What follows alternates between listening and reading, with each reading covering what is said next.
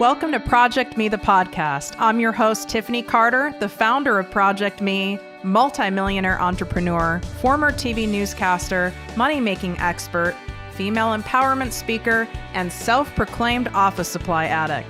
My mission is to take the mystery out of making big money.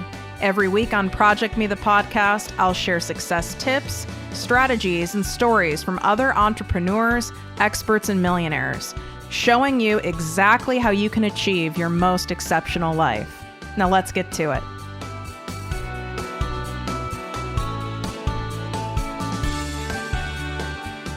Guaranteed you've wasted this year alone 1,232 minutes on this.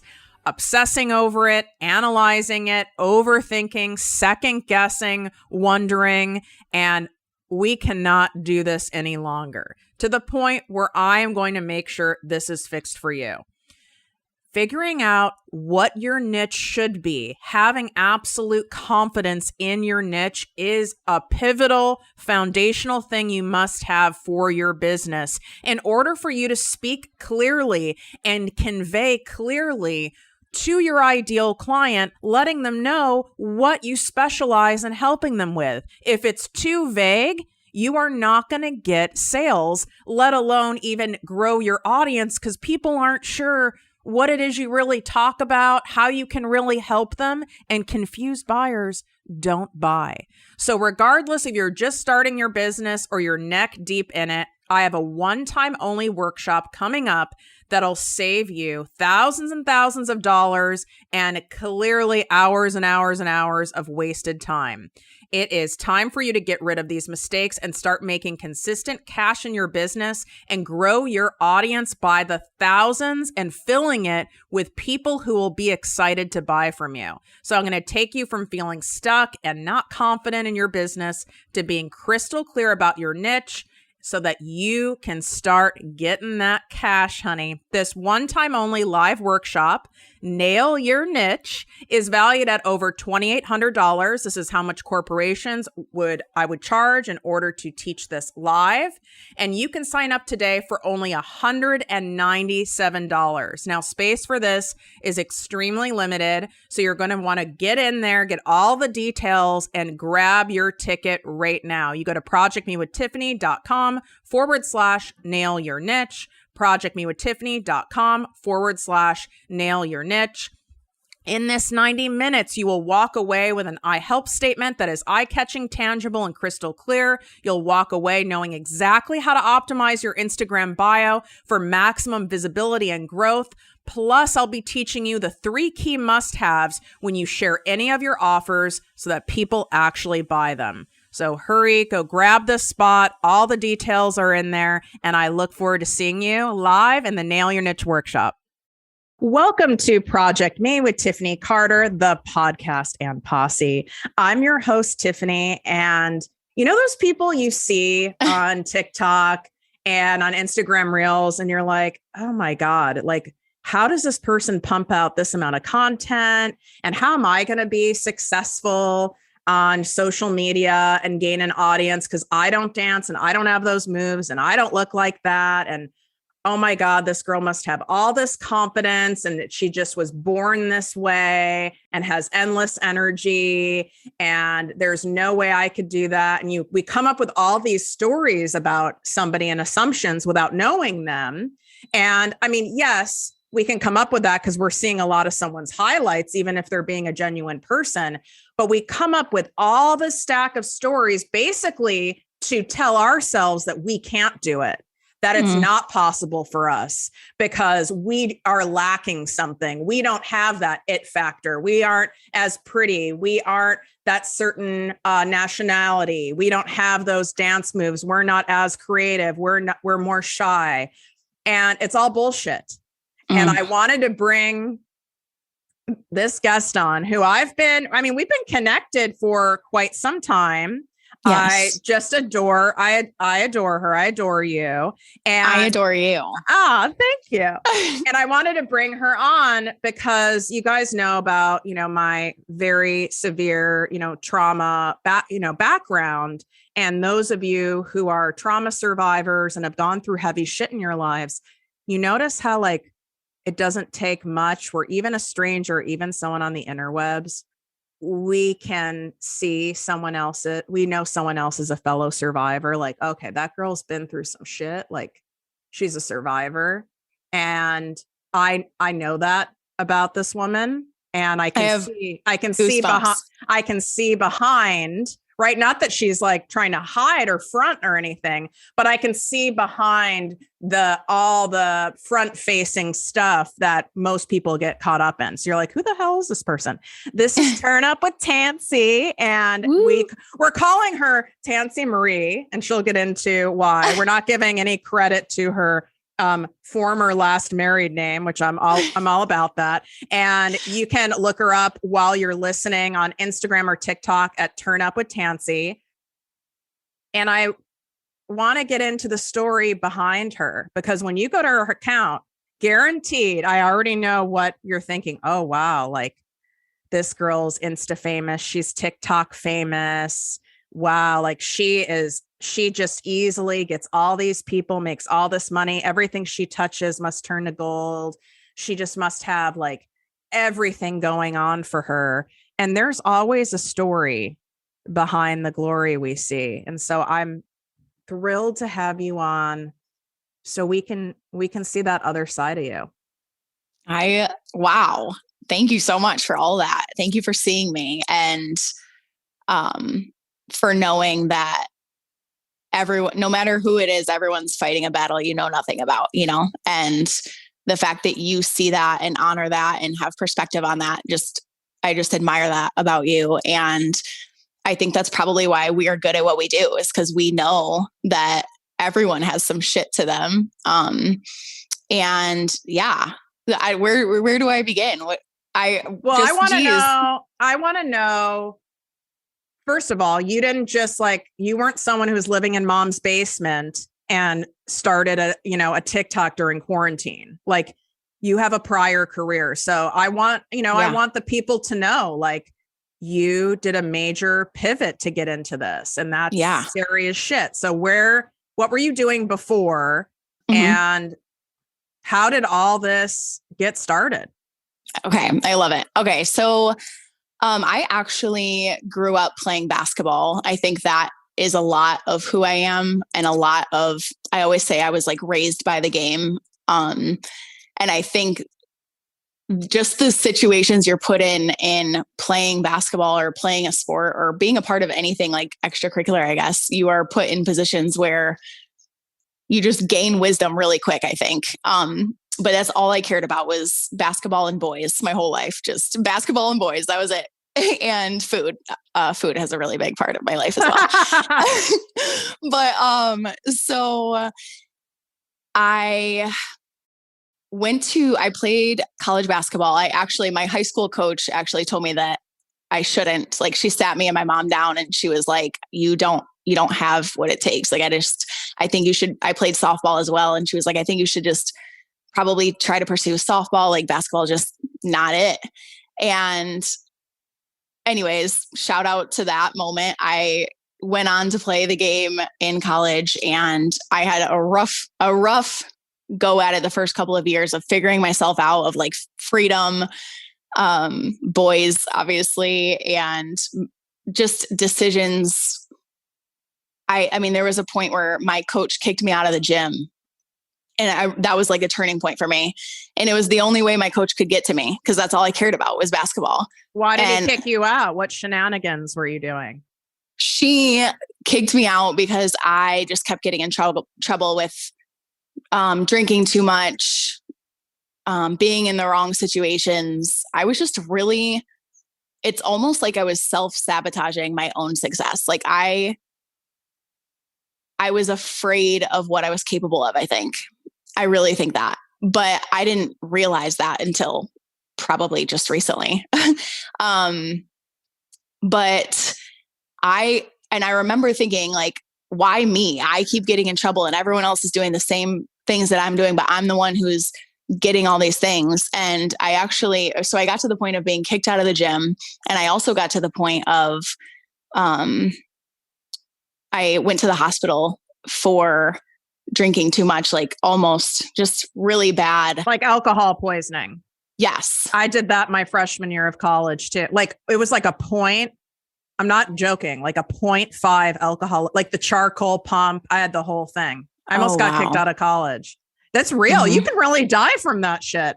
I'm like, what the hell was I thinking? So you went, I mean, to go to the hospital for it, you were blackout. You had to be blackout, right? Oh yeah. It was, I mean, I don't remember a lot of it, but when I get really bad feelings thinking about it, but that was a turning point for me, both of those moments. And I had a 1.5 GPA my freshman year. Like, so you were like stellar student, clearly. killing it, just making my mom really proud. And damn, I'm surprised they allowed you to stay in college. Do you think they let you stay in because of the basketball? Well, yeah, like it's so interesting because I was making all those mistakes, but even my coach you see that I still was just the hardest worker on the court when I was on there. Like, it's just, I couldn't get my head on straight. And she definitely, I don't know why I got some second chances that I don't know how, God, the universe. And I turned it around. I ended up graduating cum laude and like an MVP basketball player and captain of my team. And just those moments I had to stop saying like, why me? And like realize that I really think it was the universe, like shaking me and being like, dude, you're meant for more. You're getting in trouble because you're special almost. Like I had to like look at it that way and own my greatness, like own that I had the power to turn it around. And so graduated college and lost myself again.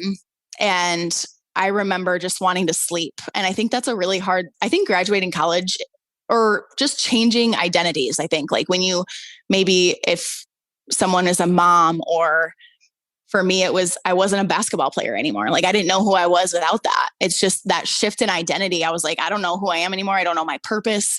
I don't know where to go from here. And I remember I just wanted to sleep. And then I stepped foot into a dance fitness class and oh my gosh, like I get goosebumps thinking about it. Like I left there and it wasn't even that great of a class. Like it was good. Like I remember what song was it? It was like grapevines to a bad 2002 song. Oh yeah. My favorite song of the class was that Christina Aguilera Pitbull song. I don't know. Something like that. Yeah. Yes. So, but I remember dancing around the house like the rest of the day, just on a high, like that lit me up and made me feel that thing again that I felt on the court. And so that was kind of, dance fitness has always kind of been the thing that brought me back to myself. And that's what I teach now. But I went on then to become a school teacher. And I coached you must have been, what's that movie? Is it with Cameron Diaz? Is it like Bad Teacher or Hot Teacher or something? Oh my gosh. That's like, I mean, what age were these students? So I taught middle school most of the time. Oh my God, dying. They must be obsessed with you. Well, I'm like kind of weird at heart too. Like I'm a weirdo.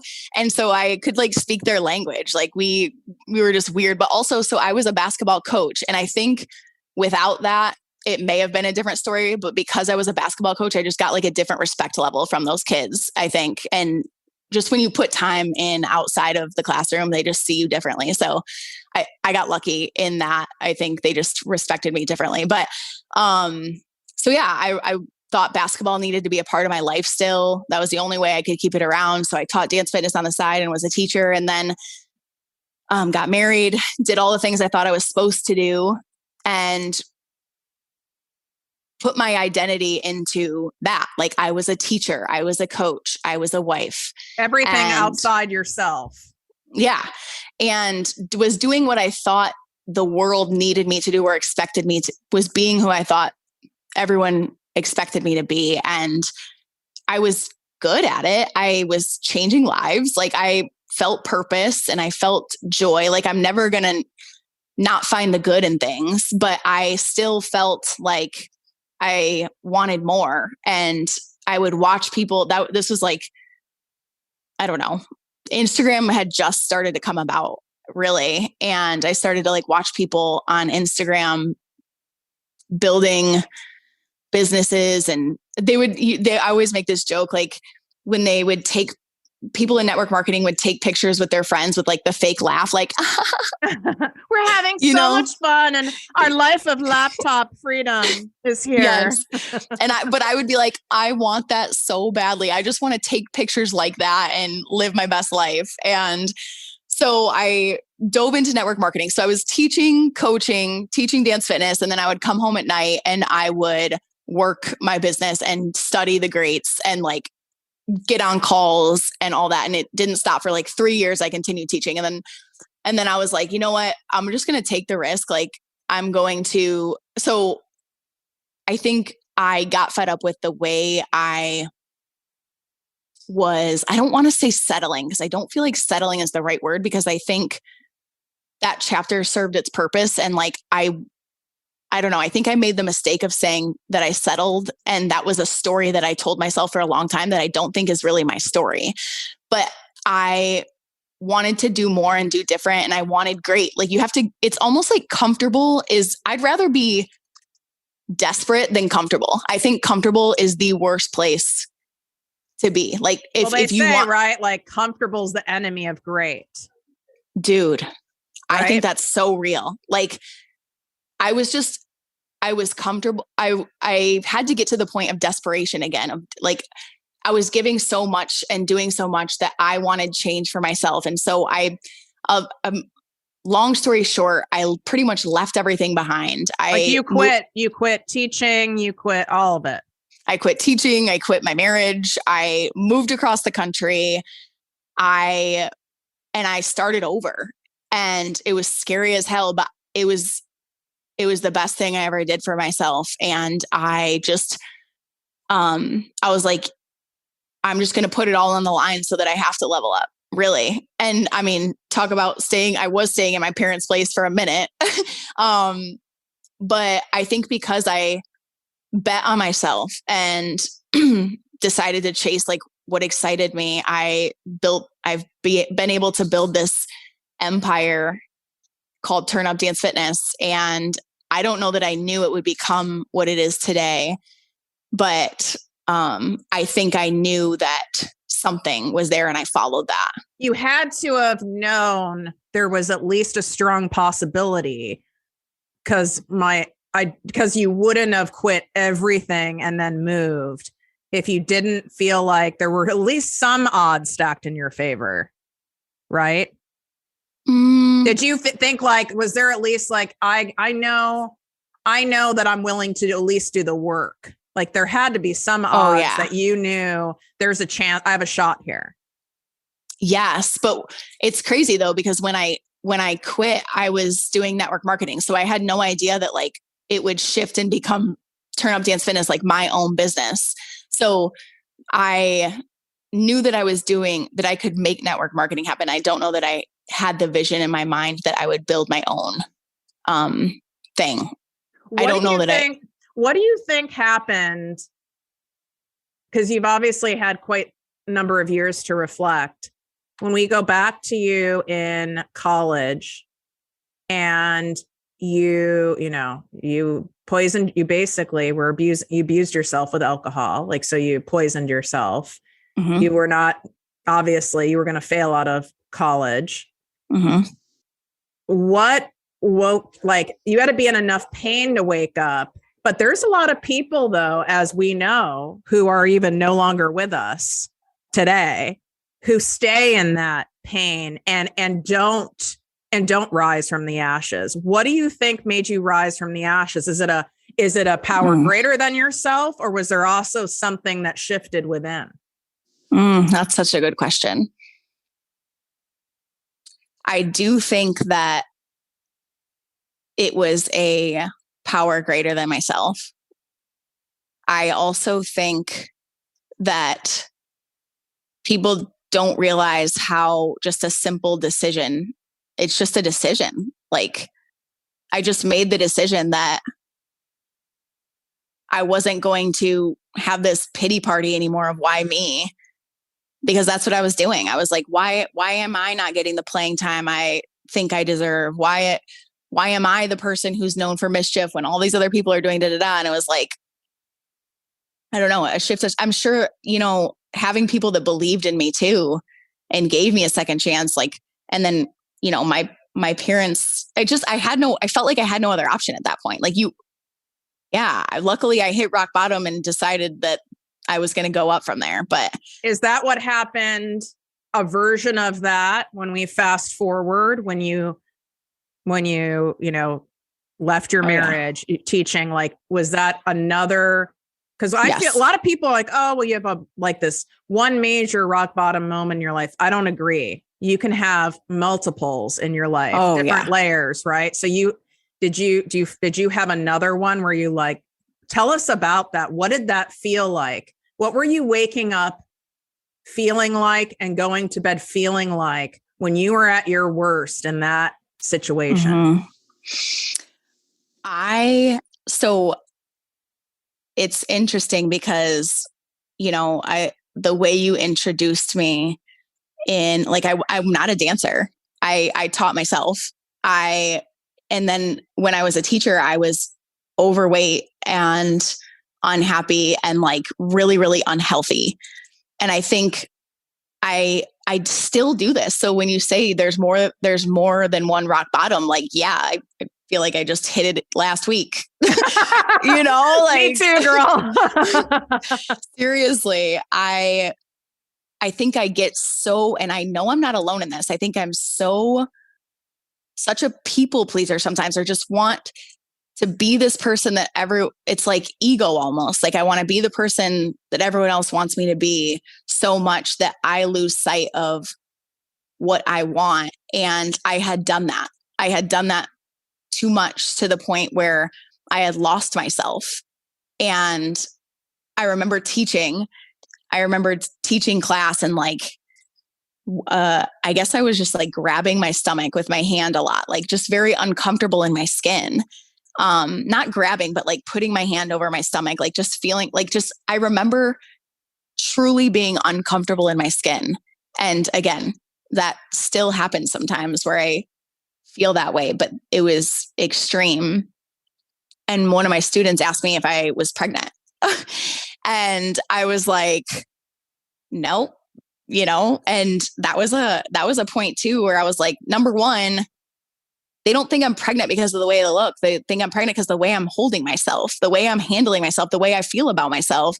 And that's a problem. And I got to start treating myself better. And I think that's one misconception people have too about building a business, is they think that you got to get your shit together before you start your business. But it's like, I always say, your shit is your strength. Like whatever you are struggling with, like that's your story. And you can turn that into the thing that you help people with. And if I look back at my life, all those things happened so that I could be the coach that I am today. And it's so crazy because I'm literally a teacher and coach. And sometimes I literally feel like, wow, am I still teaching middle school? Like this is some of the same stuff, like just the skills that it took to do that transferred over. And so you always, whoever you are, if you stay true to who you are, you find a way to fulfill that purpose. But I think I had the courage to open my mind to that. Maybe there's a different way than what is expected of me, or that I even know. Like, I think sometimes all I knew was, okay, become a teacher so basketball can be a part of your life, because all you can do is coach basketball to keep that in you. And it's like, I had the courage to open my mind just a little bit to the fact that it could look different. And like, I think people who want to build businesses and want to create things or are good at something, they see one way to do it. And it's like, there's actually so many ways that you can pursue your passion and your purpose, and do it your way, What would you say is one of the main things that these hundreds of thousands of people who follow you and watch your content do not know about you and you feel it's important for them to know? Mm. I think that we kind of just talked about it, is I think that people have a misconception that once you get it together, you get it together. And it's like this straight line to success. Like, and I mean, that's bullshit. Like, I think people look at me and they think she has figured it out sometimes, I think. And I work really hard to at least share with the people who are in my squad that that's just not true, that I fall all the time. And anytime you reach the next level, you unlock another thing you got to tackle and get good at. And it just keeps getting more and more. Without a doubt. You want to keep going to the next level. God, the universe, man, they're going to make sure I get knocked down, not just like once every couple of years. I mean, it's definitely knocked down regularly. Now, tell me if you agree with this. If I was staying in my comfort zone and playing it safe, would I get knocked down and feel like I'm drowning sometimes, or that I'm suffocating? Probably not. That's the payoff for staying comfortable and safe. But you want to go for the damn thing, there's going to be a heaping amount of discomfort. Would you agree with that? 100%. I think that is another misconception. I think maybe people think that about you too, because we have fun with what we're doing. Because I'm having fun with what I'm doing, it may look that it's easy, but I think the more I've grown a business, I used to think like anyone could do this. And you have to have so much grit, and you have to have been through some shit, because no one I know, probably you, if you're building a business, no one works harder than you do. Like, there's just, the person I've become is just this beast, dude. You have to be a beast. And especially now, like, I would love to have a conversation with you one day. I'm at a point in my business where I am scaling. Like, it's a scaling process. Like, starting the business is the fun part. You have nothing to lose. Like, you're on fire. And then you get to the point where there are expectations and you have to scale it, and you have to have systems in place. Like, I've been a seat of the pant kind of girl. Like, let me listen to my, my gut. Let me pull out my crystals and like have a moment. Yeah, yes. that shit don't work when you're scaling. Yeah, I call it like, oh no, like now you have a real business, and the stakes are high, and the shit's no joke. Mm-hmm. And it's messy and challenging, and probably some of the hardest stuff I've done. But I mean, it's like your last reel. Like, I hate my life and I love my life at the same time. Like, I'm dying, but I would never change it for the whole world. Exactly. Like, I wouldn't have it any other way. Yeah. Like, I'm dying, but I still wouldn't change it. And I also hate my life. And then like 5 minutes later, I'm like, I have created the best life for myself. Yeah. Like, you're nuts. Like, you have to be a little bit, honestly, you have to be a little nuts to do this. Yeah. You said something that I really, really love about, like, you had to have been through some shit to be tenacious and gritty enough and determined enough and passionate enough to really grow and scale a business. Mm-hmm. I mean, tell us what you've been through, because given that I mentor a lot of women, especially a lot of women who've been through a lot of trauma, because I'm someone who, can openly talk about it.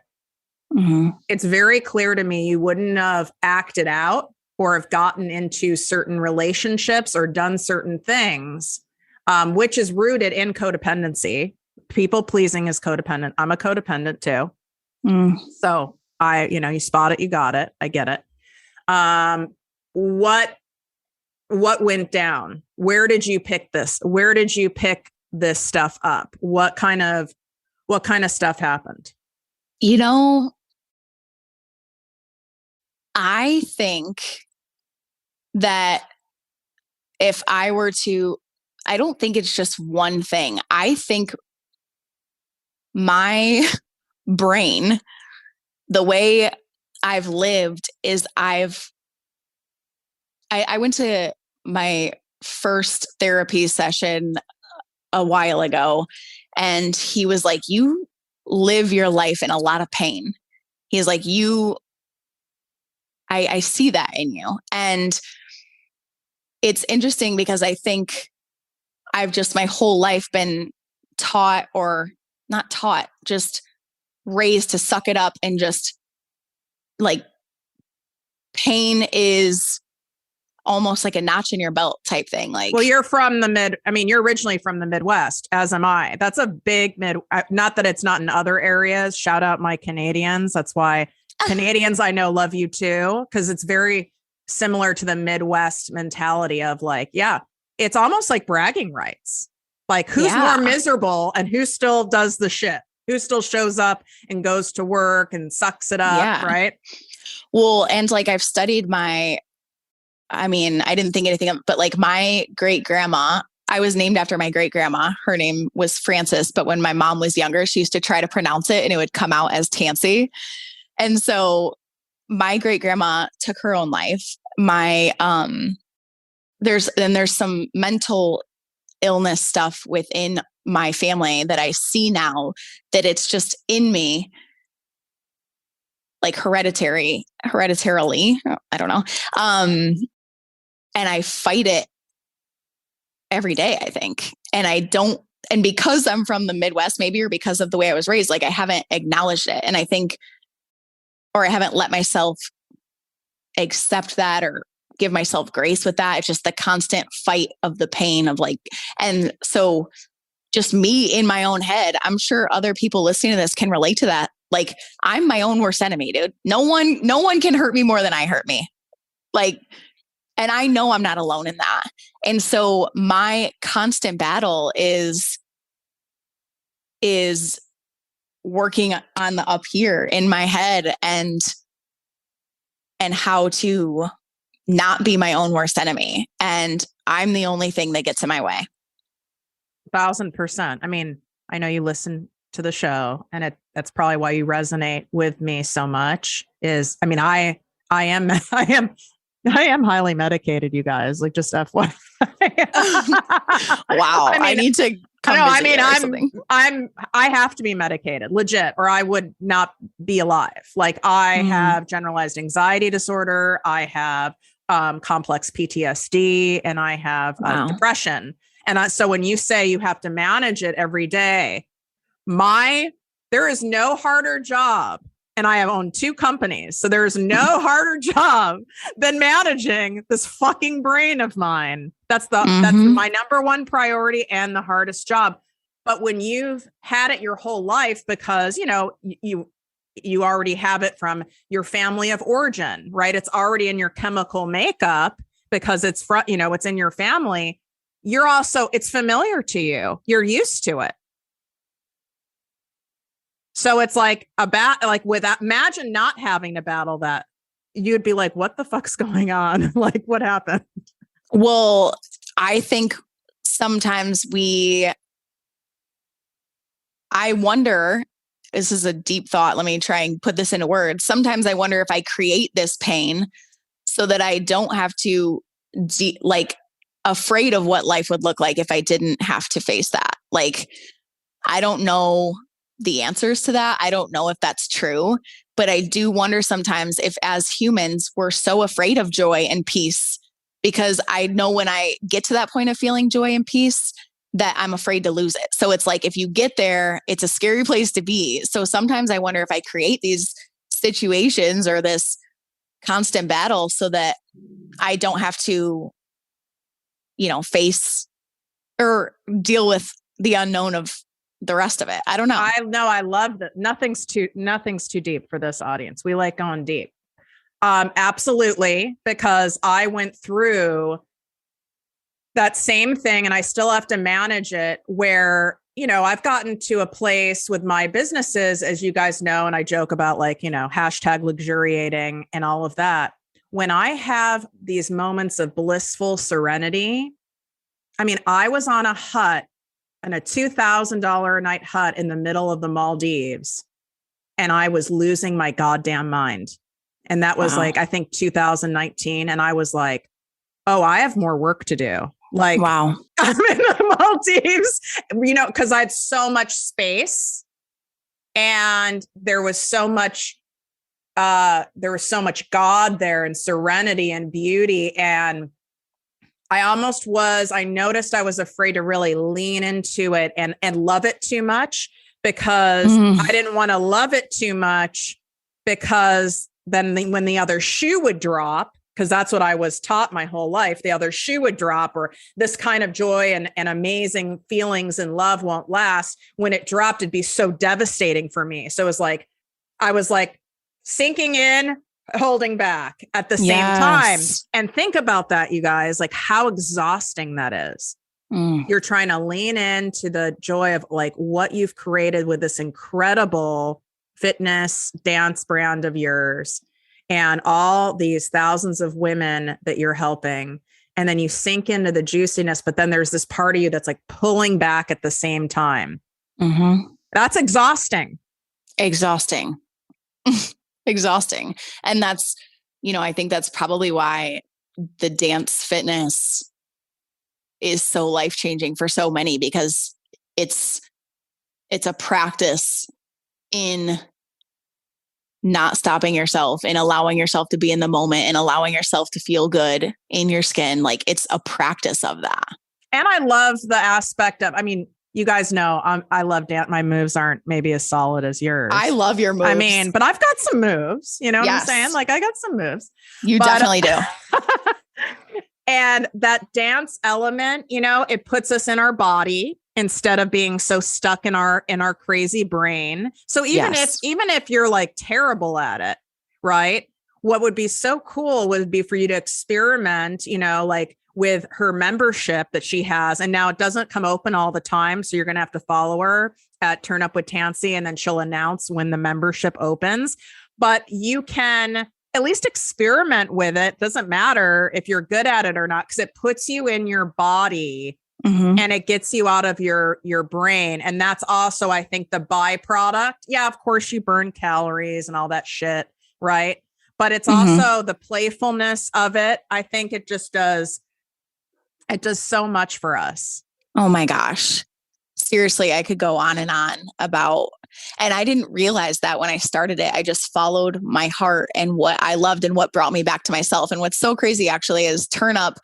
I originally started Turn Up on like, turn up the volume on who you are, like be unapologetically yourself, like turn up everything about you. And if you actually look up the definition of turn up, the first definition that pops up is to be found by chance after being lost. So to turn up. Oh, hell yes. Dude. I love that. Amen.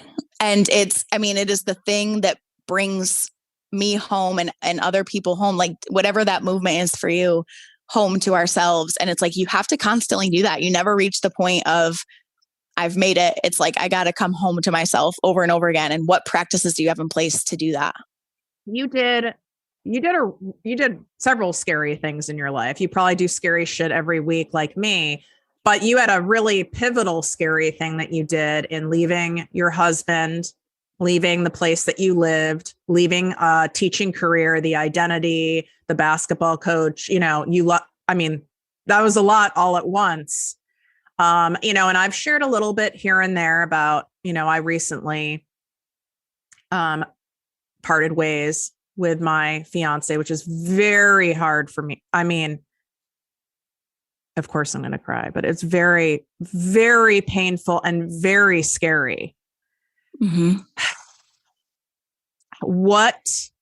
What happened within you where you're like, I am terrified. I'm going in. You're going into the unknown in multiple areas of your life. Meanwhile, I was just doing it really in one area because my other areas were pretty solid, right? In multiple areas. What happened within you where you're like, I've got to fucking do this. And I am so fucking scared, but I have to do this. What happened? First of all, I Like, I'm proud of you. Thank you. For doing the hard shit. And gosh, that's such a good question. I actually used to get asked that question a lot. Like, how did you know it was time to leave or whatever? And I think it was like, oh gosh, how do I even say this? Like, not, am I worth, you start questioning your worth. And anytime you're in a position where you're questioning that, it's time to make changes. And I knew that more was possible. And I think that's what we're here to do. We're here to remind people that their life can be great. You don't have to and you're going to have to give up good if you want to chase great. And you can have a really good thing and really feel love and have a good life and still know that greatness is a possibility. And so, but you have to want it so bad that you're willing to sacrifice good for great. There, mic drop. Absolutely. And you can't make, whether it's a significant other, friends, business partner, whatever, you can't make them want great. And that, in my case, I will not have anything except fucking great. Period. I mean, ProjectME, the ME stands for your most exceptional life.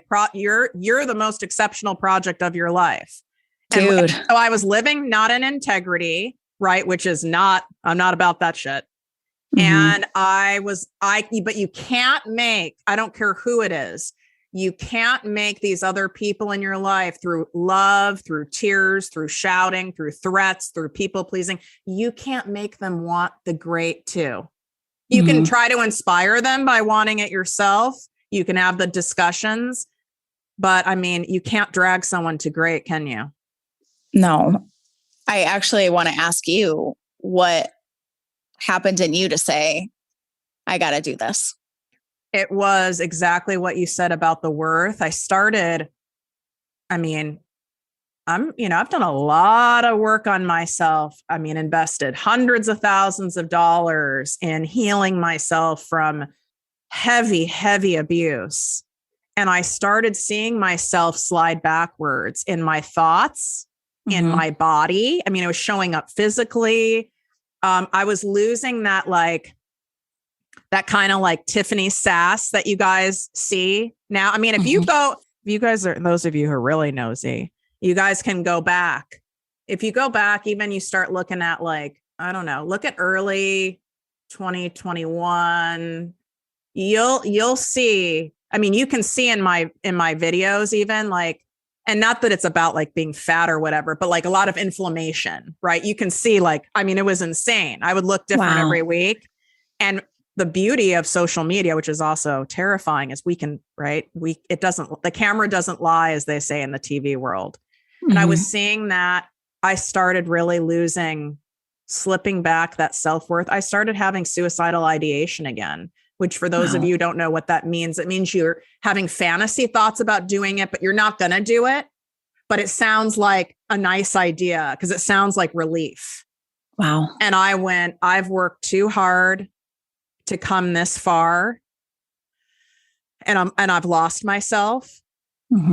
I've lost myself. And I refuse to let any person, place, thing, or situation take that from me, even if they're not intentionally taking it from you, right? No one can take anything from you unless you let them. I have my own role in it too, And that's, I had to reclaim myself.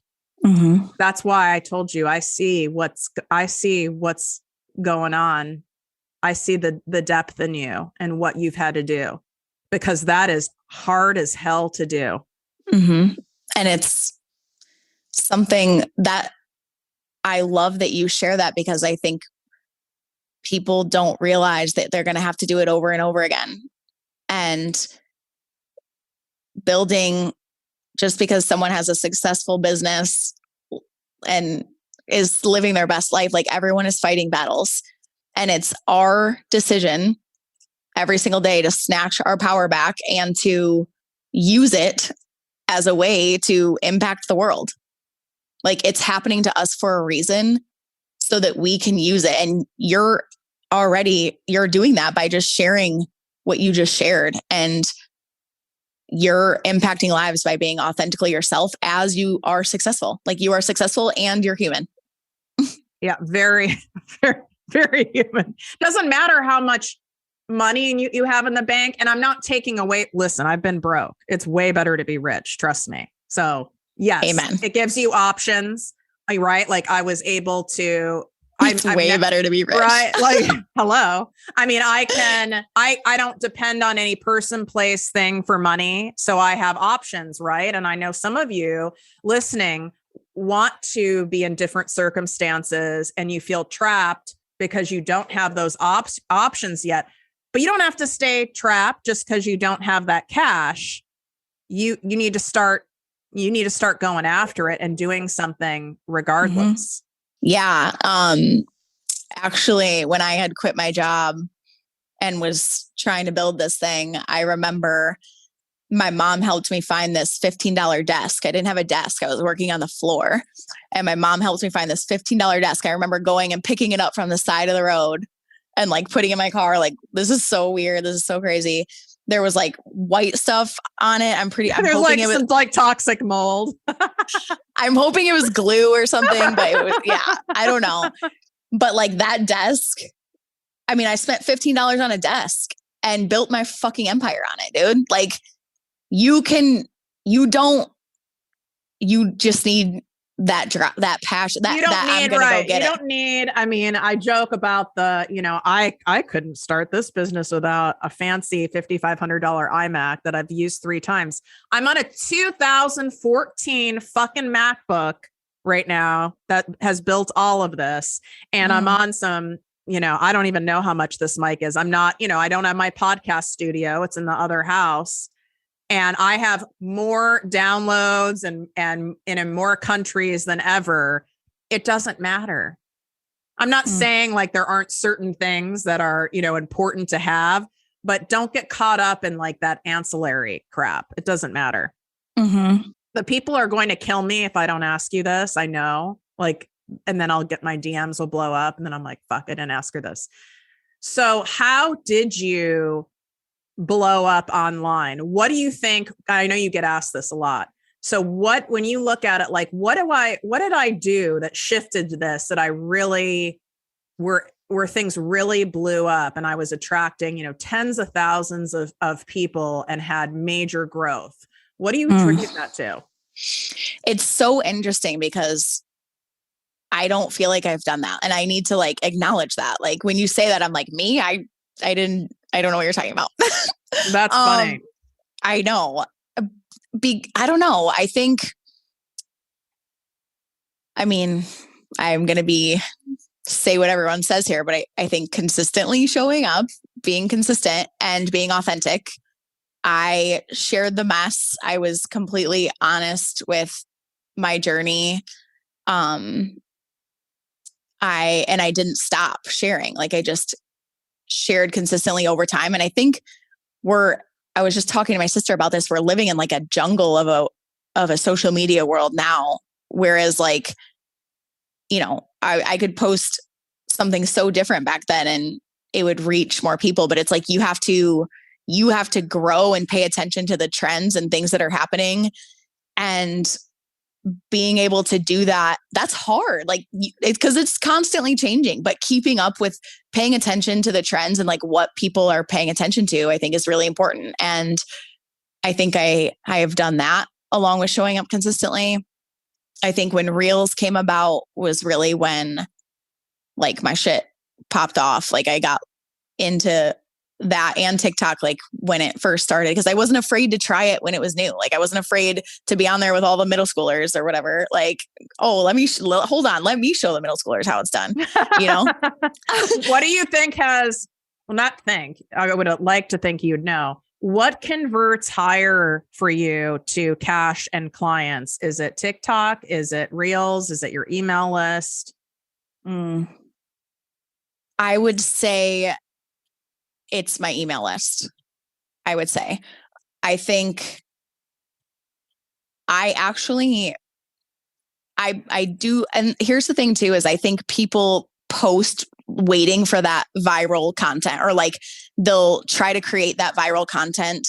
And I think I've gotten to that point before too. Like I've fallen into that game of like, it's not going to be a viral post, so I'm not going to post it. But it's like, I've actually gotten to the point where I barely pay attention to TikTok. Like I show up, I do my thing, and I kind of forget about it. So it's interesting to me when people say they found me on TikTok, which happens sometimes, but it's like, I forget about it. So I think just doing the things and not waiting for it to be a viral post and just be, and you know what? That's the crazy thing about TikTok too, is like the thing that you think is not going to go viral is going to go viral. And then I get so pissed. I'm like, I spent 3 hours. You're like, I was a Hollywood cinematographer. This was my best work. Exactly. And then I post this 10-minute clip of me, I don't know, doing some random thing, and it goes viral, and I'm like, what the heck? So I think like to stop thinking so much and just get yourself out there. But I would say I always have my email, like I'm always driving people to my email list. And so that has really, and I have text too. I think that having that. Oh, so the text stuff is working for you. Interesting, because before I dive into anything and spend time and resources doing it, right? I do my market research with my own audience. Like, do you even want me? Do you want this? Because it's not about me, right? And my audience is like, I mean, we love you, but like, I don't really care that much about getting a text from you. And I get texts from other people, not yours, because I didn't even know you did it, but I get texts from other people, and it's like fucking terrible. So what is it about your text, so to speak, content? It's terrible. It's like, hey, babe, I know you're struggling today, but blah, blah, blah. But and it's like, shut the fuck up. So what is it about your text content that you feel converts and works with your people? Yeah. I might have to think about that question and actually reanalyze that if I recommend doing it, but I don't use it in that way of like I've gone through, like, I would send voice messages and stuff, but I've gotten away from that. I more just use it as like an email that would let people know when something's happening. So I think just that quick. It's like sporadic. Access. They're not getting like 3 a week or something like that. No, but like when the Turn Up Squad opens, if you're on my text list, you'll get that. And I think just that people check their text messages, So I think, I don't know. I don't know that I have the answer on what converts the most. I do think collecting emails is like major key alert. I laugh about it because I didn't start my list until the end of 2019 because I open emails if there's a sale, like for some brand I like, but like I'm not an email reader. And that was my mistake. I always share is, so what that I don't read them, right? This isn't about me. There's a lot of people in your audience that don't read yours, but there's also a strong percentage who do. Right? Yeah. I have a better answer. I'm ready to give it to you. Okay, good. So I think, and I see this in other people as well. I think that when I show up on social media, and I think you do this too, I have an energy about me. And although I have lost weight and I've worked on myself and I have lashes now and all that stuff. Your lashes look legit, by the way. Thank you. Even before that though, even years ago when I was a teacher, there was an energy that people were drawn to about me. And I make sure that I show up in that energy. And I think it doesn't matter what I'm selling. People want that. They're like, what is she doing? I want that energy. And I think everyone has the power to tap into that. I just was talking to one of the coaches on my team and I was like, you want to know why people are asking you questions right now? Because she went to the Tony Robbins virtual event and came back a whole new person. And I'm like, people want what you have right now. They want what you're putting out. You're putting out this energy. It's not about what you're putting out. It's like the energy behind it. And I think that's what brought people to me in whatever I was doing. And then secondly, my second part of that answer is that now I have a squad that rides for what I do with them so hard that they share it just as much as I do. And I think their testimonials, their belief in it is so powerful, and they own the turn up just as much as I do. And the fact that I've created this team, like I've created my basketball team again, just a little bit bigger, and we all do it together, and they have ownership in that, and they bring people in as well, and they bring people to the energy. So I think that's a better piece of advice that I have, because I don't pay attention like I should to what's bringing people to me. I really think it's that constant, like, I'm going to show up in this energy. Yeah, I would agree. There's a combination of energy, creativity, and straight up strategy, but like that it factor. But we all have, it's not like there's just a select few that have been graced and blessed with an it factor. Everyone has a fucking it factor. It's that you need help. Maybe you need some extra help, or you need to go through some more healing shit in order for it to come out. Maybe you have to have permission to let it out. But I believe everyone has it. I agree. And I think that's our jobs. I think that's why we love what we do. And like, I get to help people discover that in themselves. And that when someone discovers that in themselves, it's the most beautiful thing. It's on. That's when I go, oh, hell yes, it's on. Like I talk about that 0 fucks given zone. It's like, you've entered the zone. You can't enter the zone in one day necessarily, right? Like there's a buildup, but when someone enters that zone, man, it's on, and you can feel it, and you can see it through the screen. You don't have to even be in person. And that's the most rewarding thing for me. Yeah, I love that. But I think bringing it back full circle, you can't tap into your it factor unless you go through the shit. And people are out here avoiding the shit. They're avoiding. And my advice is always to put yourself in a position to apply pressure. Like, I'm going to put my people in positions to where they feel very uncomfortable. And that's my job as a coach. But it's like almost our job as humans. Like, how can you get yourself in a room where you are uncomfortable, or in a position where you're uncomfortable, and you have to apply pressure yourself to create that you have to find that it factor by literally going through it. Yeah. And there's no way to go around it. And that's what I see a lot of people trying to go around it. I am in a constant state of discomfort. I mean, really, like, yes, there'll be like a couple hours where I'm just like, like luxuriating, not thinking about anything. But in general, I'm always uncomfortable. Yeah. Like, I have a lot on the line. I have employees. I've got investments going here. There's like lots of shit happening. I'm always uncomfortable, but the discomfort has become familiar. If I'm really comfortable, that means I'm not doing shit. That means I'm not growing. That's kind of almost the danger zone, I feel. Yeah, I agree. So where can people absorb more of your energy? Aside from you guys, you can follow her at Turn Up with Tanci on TikTok and Instagram, and take a screenshot right now of this episode.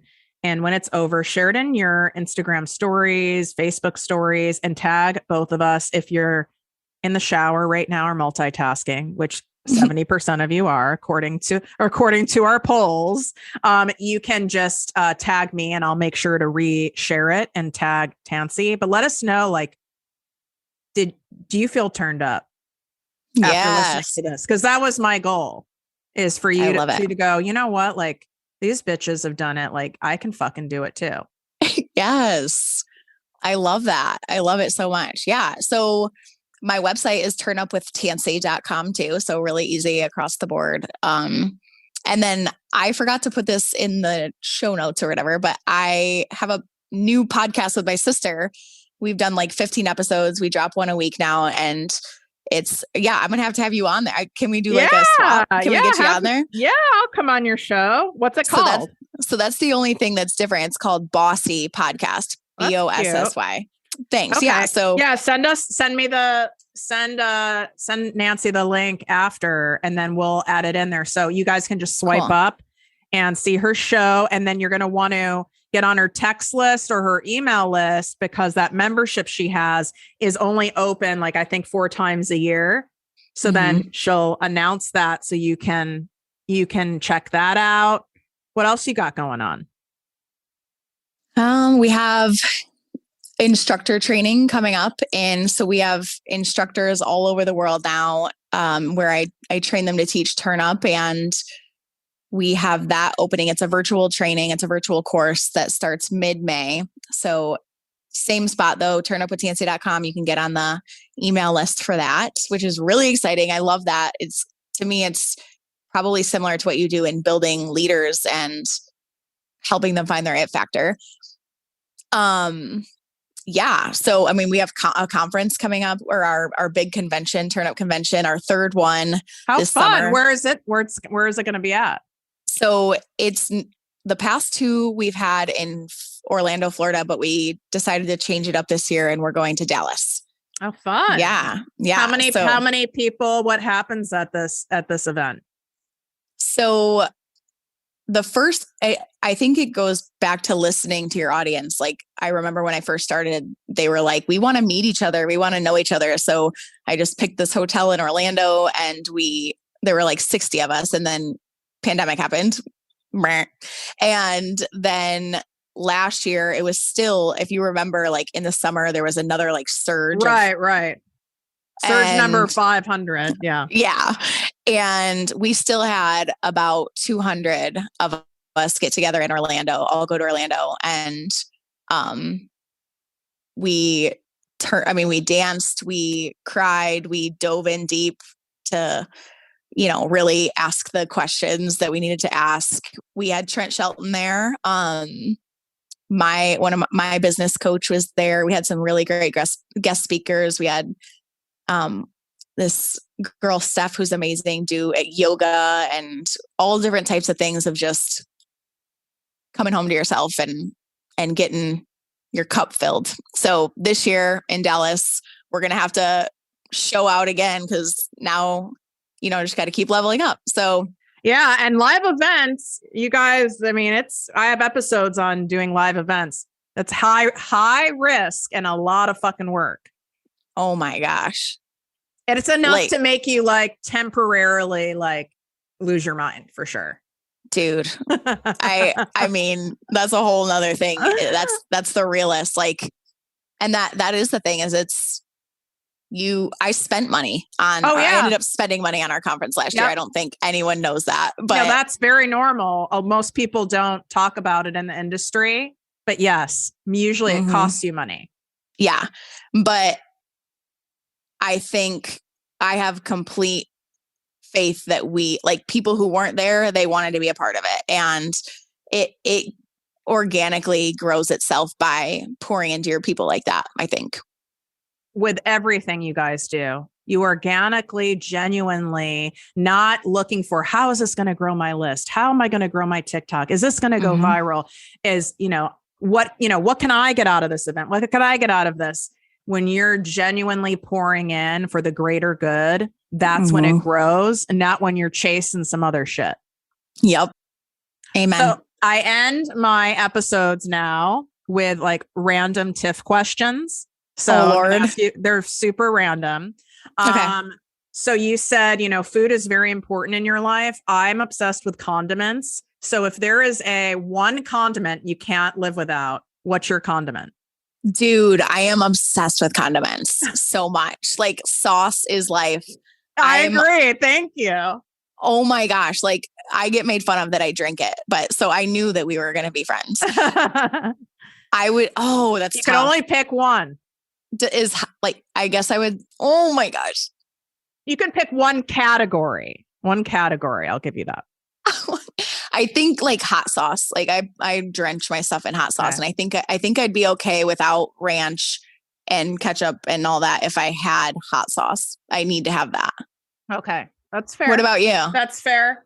I would say it needs to be like a vinaigrette salad dressing category. Like I probably would not do well without a form of like, I like a tang, like a vinaigrette situation. Interesting. Yeah. Like I can drink that shit. Like I love it. Yeah. Like I feel like we're really, it's really important to me. I feel like we're like salivating looking at each other right now. It's very important to me. All right. Chunky peanut butter or creamy or neither? Creamy. Interesting. I'm chunky. Like, and the more chunky, the better. Okay. I'm a crunchy person normally, but for some reason with peanut butter, I don't like that. Okay.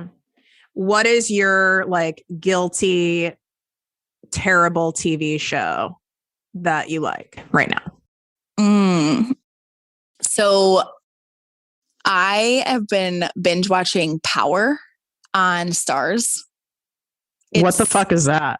Dude, it's basically like a crime. They're drug dealers and it's on Starz. So it's you know, if it's edited. on Starz, it's like there's some shit going down. Okay. Power, very explicit. I am in love with all the characters. Like I have to fall in love with the characters to be into it. And I mean, I can't wait for tonight for the moment where I'm on the couch watching Power. That's like my life. I'm like, oh my God, there's a new episode of my 90-Day Fiance Married at First Sight. Like my whole night's made. Okay. So your favorite word, like what's a word you find yourself saying all the time? You're like, maybe I say this word too much, but I fucking love it anyway. I say bro so much. Like I think I was pretty mindful of it on here today, but I didn't hear you say it at all. Dude, I say dude a lot and bro, so much. Like bro is a constant, especially like if you listen to my podcast with my sister, we call each other like bro, what? That's funny. Yeah. Like I should be in California, right? That's bro, for sure. Well, they say bruh, like bruh. Oh yeah. Bruh. Yeah. I mean, most of the words I say are very LA. Like I'm like, oh, that's legit. Yeah. Very, very LA. And money's not a factor, but you could have a second house anywhere in the world. Where would it be? I think California. Oh, really? I mean, I'm in Michigan. Well, so you're in the frozen tundra. Literally anywhere sounds better than here right now. No, but I am for some reason very attracted to California right now. You have a California vibe. I mean, thanks. I think you're meant to be here. You might just have to like get super into celery juice and avocado toast and like. I love avocado toast. Okay. So then I'll work on the celery juice and pay like $13 for a coffee with oat milk and it's blessed by a shaman. And then now you're truly meant to be in LA. I feel like that's the energy I want to be around though. You know what I'm saying? Like, I don't know. I love it. Well, hopefully selfishly you come here because then we can you can come to my new content house that you guys will be seeing. Well, thank you for your time, your heart. I adore you. Oh I look forward to coming on your show and meeting your sister. I'm always so curious with siblings, right? Because you guys are born in like the same family, but siblings are so different. And I'm an only child, so it really fascinates me. Oh, yeah. Like, how could you be so different? So different. Yet it's the same house. It's so bizarre how it just shows you like we come into this earth with our own set of stuff naturally. It's so interesting. Yeah. Oh my gosh. I can't wait. And thank you so much. Like, thank you for seeing me. Thank you for just being you. And I hope that this is the first of many times that we get to connect. It is. I already know. I know what's up. All right. Bye, girl. All right. Bye. If you enjoyed this podcast, please write a 5-star review on iTunes. Not only will this make me super happy, but it will allow more listeners to find our special show. Simply help me help others.